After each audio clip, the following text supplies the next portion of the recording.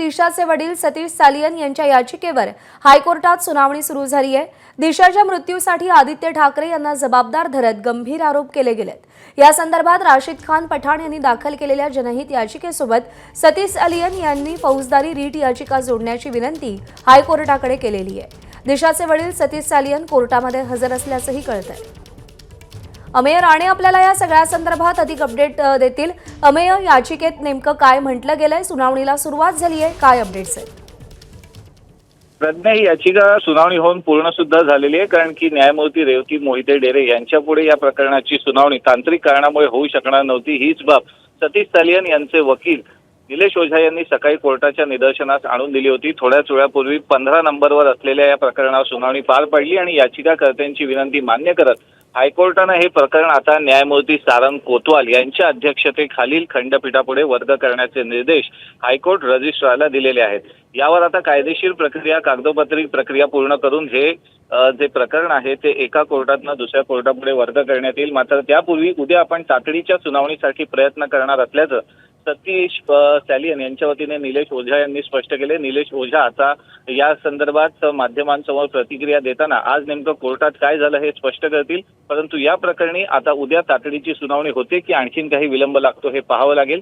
दरम्यान सतीश सालियन यांनी दिशाच्या मृत्यूबाबत आदित्य ठाकरे आणि इतरांवर काही गंभीर आरोप करत या प्रकरणाची पुन्हा सखोल चौकशी करण्याची मागणी या याचिकेतनं केलेली आहे आणि या याचिकेला आता दुसऱ्या एका जनहित याचिकेसोबत जोडण्याची सुद्धा विनंती करण्यात आली, जी याच संदर्भात हायकोर्टात आधीच न्याय प्रविष्ट आहे। त्यामुळे या प्रकरणी आता जो कायदेशीर तिढा आहे तो कशा प्रकारे सुटतो आणि या प्रकरणाची आम्ही थोडंसं थांबवते, वकिलांची प्रतिक्रिया आहे।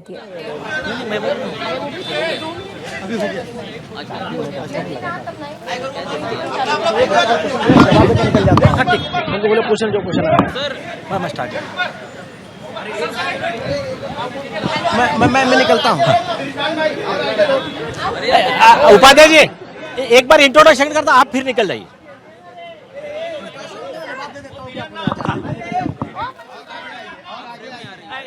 ये किसका मनीष सर,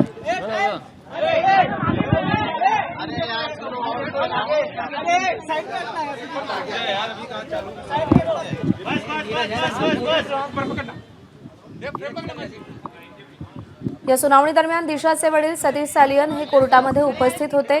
वकिलांची नेमकी काय प्रतिक्रिया येते हे पाहणं अत्यंत महत्त्वाचं आहे। दिशाच्या मृत्यूसाठी आदित्य ठाकरेंना जबाबदार धरत गंभीर आरोप करण्यात आलेले आहेत। जनहित याचिकेसह रीट फौजदारी याचिका जोडण्याची विनंती करण्यात आलेली होती।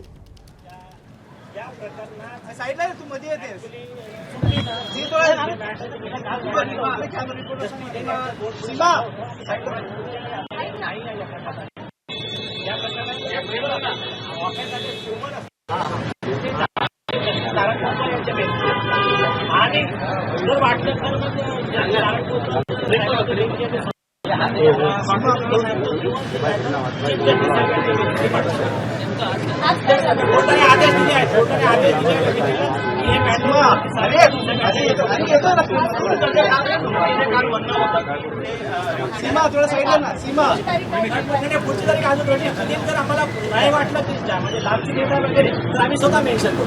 सर हिंदी सीमा पाटील आहे ना, बाय एंटिटी ज्या बेंच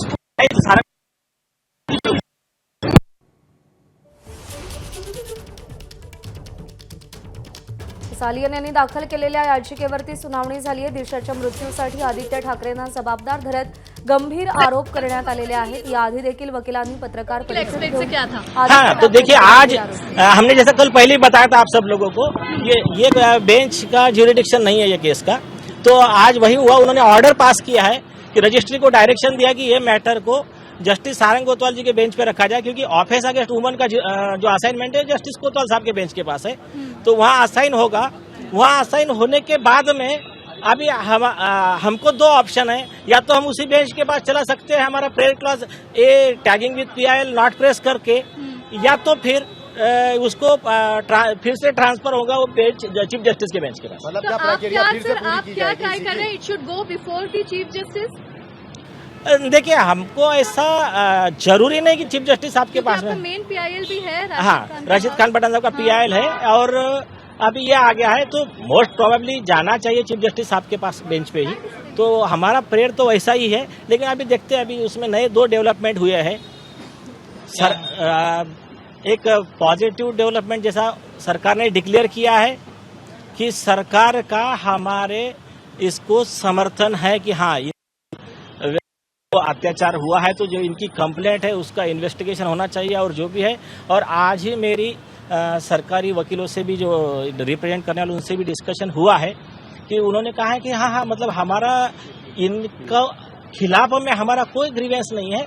हम कोर्ट में यही सबमिशन दे रहे जो सरकार की भूमिका है, जो उन्होंने मिनिस्टर शंभूराज देसाई के सरकार का जो स्टैंड है कि हाँ इनके डिमांड को हमारा समर्थन है कि हाँ इसमें एफआईआर करके आगे इन्वेस्टिगेशन होना चाहिए और बाकी जो भी है। तो सरकार ही क्यों नहीं अलग से कोई एसआईटी बना देती? पहले ही एसआईटी पे सरकार क्यों ठिकरा फोड़ रही है? तो वो सपोर्ट की बात कर रहे हैं। नहीं, वो सरकार को पूछे, देखिए वो सरकार को पूछे। साहब आप रहे हैं। नहीं, जब हम सवाल देखिए सरकार हमको हमारी जो ये है हमारी मांग सरकार ने कई मांगे मान ली है, तो अभी हम क्यों सरकार के खिलाफ में बात करें भाई?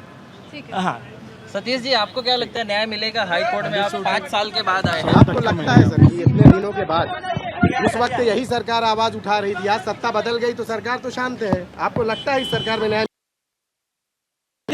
यही सरकार के वजह से हमको न्याय का चांस है। आप हमारे मुंह से ये बुलवाने का कोशिश मत कीजिए। देखिए ये सरकार थी करके एसआईटी कंस्टिट्यूट हुई। ये सरकार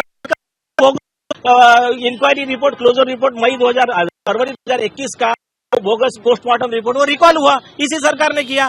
तो 1 मिनट कंप्लीट करने दीजिए। तो सरकार ने जब हेल्प किया है तो हम सरकार के खिलाफ क्यों बोलेंगे भाई? और सरकार ने घोषणा की है कि इनका गैंग रेप और मर्डर का कंप्लेंट का कॉग्निजेंस ले लिया गया है, वो एसआईटी को दे दिया जाएगा। हमारा सिर्फ टेक्निकल एक ही हमारा सरकार का जो चल रहा है कि भाई पहले क्राइम नंबर दीजिए। आपने एसआईटी कंस्टिट्यूट की, नो प्रॉब्लम, क्राइम नंबर दीजिए और पॉसिबल हुआ तो आप सीबीआई को इन्वेस्टिगेशन दीजिए। इसी पे हमारा डिस्कशन चल रहा है। बाकी सरकार का हमारा कोई ऐसा झगड़ा नहीं है की जुनी ना ते काय झालं, क्राईम रजिस्टर नाही झाला आणि काही डिसऑनेस्ट पत्रकारांनी असं मिसगाईड केलं, त्याच्यामुळे हे सगळं झालेलं। अभी भी एफआईआर कहाँ हुई है? अभी भी एफआईआर कहाँ हुई? एक सवाल है कि आज बॉम्बे हाईकोर्ट में सुनवाई होनी थी, फिर आपने क्यों आर्ग्यू किया कि नहीं आज सुनवाई नहीं हो सकती? क्या कारण आप? नहीं, हमने आर्ग्यू नहीं किया। इनके पास ज्यूरिडिक्शन नहीं था, रजिस्ट्री की गलती से इनके पास चला गया था। मैंने कल ही बताया था ये विषय। आपने आज कोर्ट में खुद मौजूद होकर कहा। हाँ तो कहा कि आपके पास असाइनमेंट नहीं है, ये कहा ना यार। चलो इनसे थोड़ा सा बुलवा दीजिए। तर आमचा सरकारशी कोणताही वाद नाही असं ॲडव्होकेट ओझा यांनी स्पष्ट केलेलं आहे। एबीपी माझा, उघडा डोळे बघा नीट।